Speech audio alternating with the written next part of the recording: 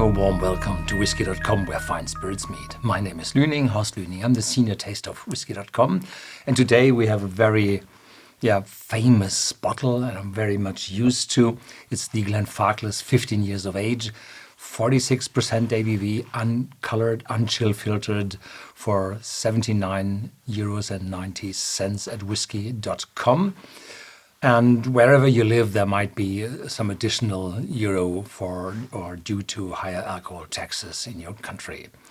So the Glenfarclas 15 years of age is a very special bottle inside the or among the portfolio of the Glenfarclas whiskies, because 46% isn't usual for the normal range of whiskies with the age statement, not with vintages on it.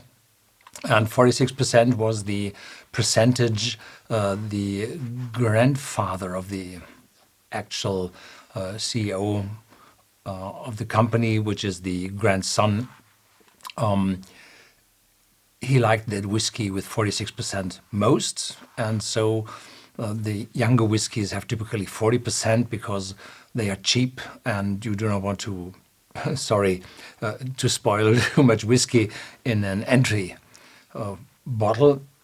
Then the next ones with a higher age on it have 43%, which is the normal higher ABV for better bottles from the past. And 46% is nowadays the strength where you have unchill filtered whiskies, and which is very popular since, I would say, the turn of the millennia. At the whiskey, we're talking about millennia. Yeah, and 48 and 50%, they are very common as well today. And the higher the ABV, the more you get in the bottle of the original whiskey. And this is a 46%, and the €79.90 gives you a little bit more content if you're used to adjust the strength to your personal needs with still water. The bottle carries the statement that it's a Highland whiskey. In particular, the distillery is in the Speyside. But when the distillery was founded in 1836, there hadn't been the distinction between the different regions. There was the lowlands and the highlands, and there was no Speyside, no islands, no Campbelltown, no nothing. And then they decided to keep the old label. They just changed a little bit in the writing of the name of the distillery, but the rest is original as it was hundreds of years before. And so they didn't add the Speyside region to their whiskey. The Glenfarclas is a sherry cask matured whiskey, and when we visited the distillery, I visited it with my son close to a decade ago.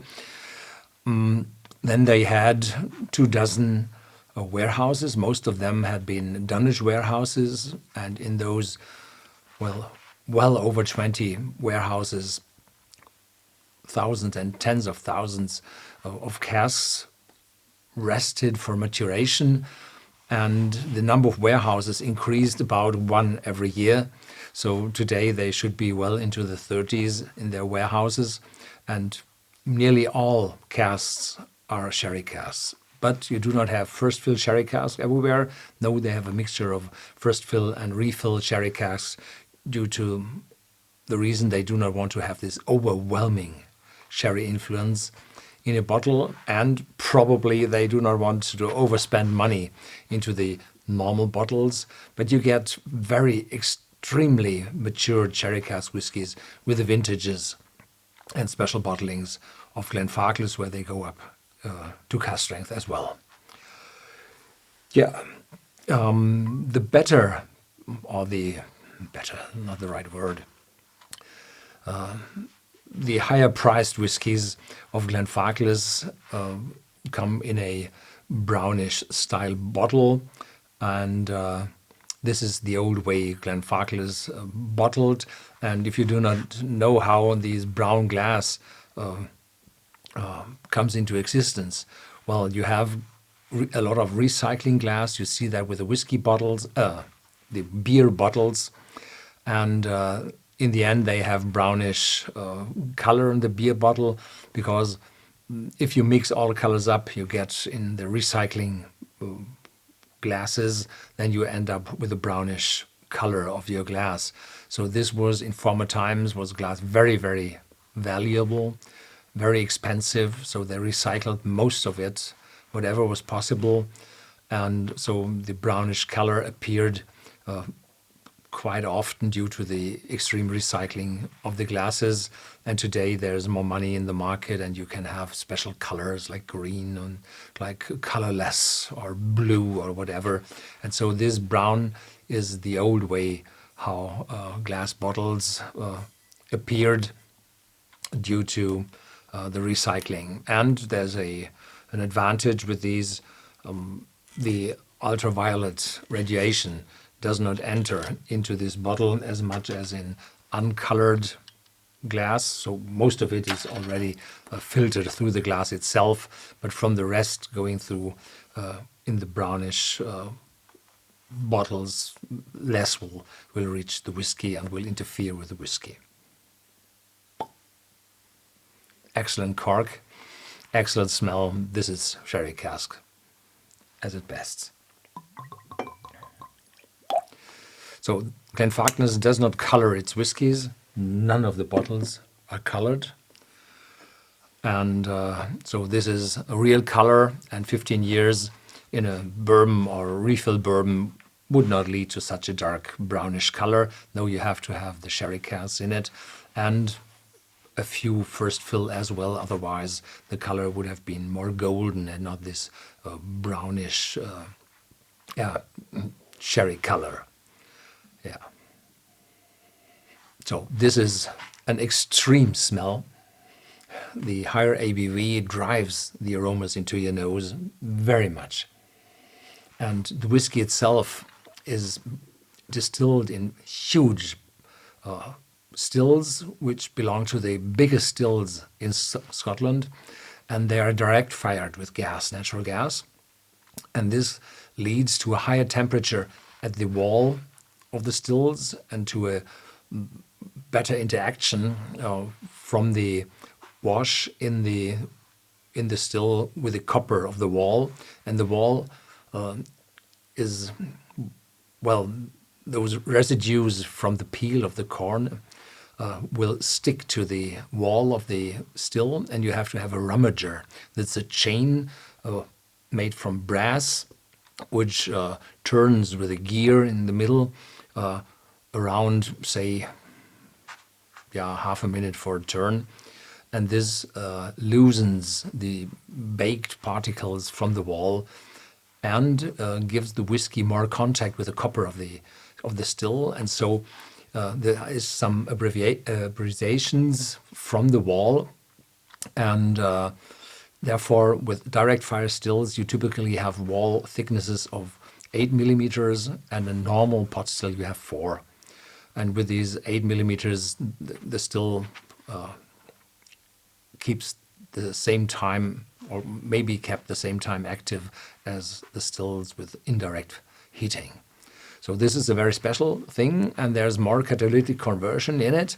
And on the other hand, you have this huge pot stills, which leads to a more intense whiskey, but there are reflux bowls in those stills as well. So there's a very complicated and special way they produce their whiskies.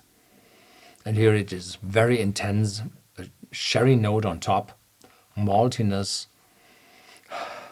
some bakery behind, fruitiness, dark fruits, very, well, dark, massive, intense, maltiness, light sweetness in the back. Yeah. Cheers.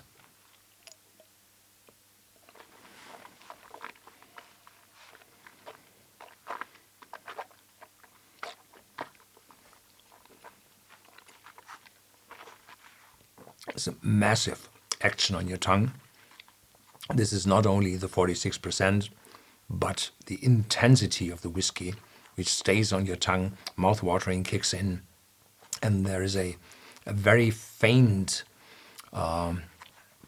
character of, how to say, of roast aromas of the oak, which is probably roasted oak, and officially it's said there is some smokiness in it. No, I don't find that. Probably these roast notes in the whiskey appears to somebody as a smokiness, but no, it's part of the oakiness of the whiskey. And the aftertaste is long still there, becoming warm, smooth, lots of sherry, and in the aftertaste a little bit of a winey note. That's the sherry. Yeah. Cheers again.